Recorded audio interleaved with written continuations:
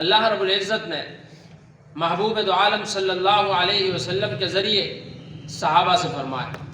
کیا فرمایا؟ وما آتاکم الرسول فخذوہ وما نہاکم عنہ فانتہوا واتقوا اللہ، کہ جس چیز کا محبوب دو عالم صلی اللہ علیہ وسلم آپ کو حکم کرے اس چیز کو مضبوطی سے تھام لو، وما نہاکم عنہ فانتہوا واتقوا اللہ، اور جس چیز سے محبوب دو عالم صلی اللہ علیہ وسلم منع فرما دے اس چیز سے باز آ جائے۔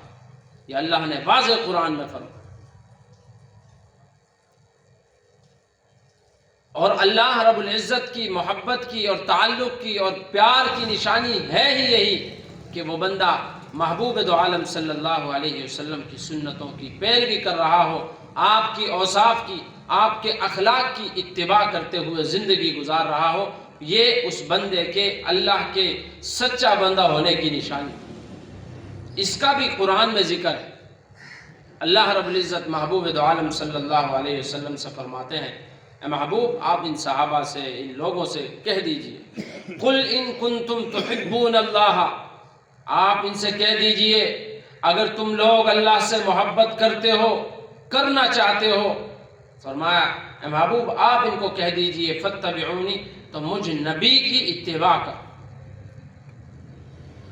پھر کیا ہوگا؟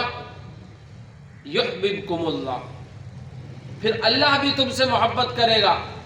اور صرف تم سے محبت نہیں کرے گا، ویغفر لکم ذنوبکم، اللہ تمہارے گناہوں کو بھی معاف کر۔ تو اللہ سے محبت کا تقاضا کیا ہے کہ محبوب دو عالم صلی اللہ علیہ وسلم کی سیرت کو اپنایا بھی جائے اور اس کو آگے لوگوں تک پہنچایا بھی۔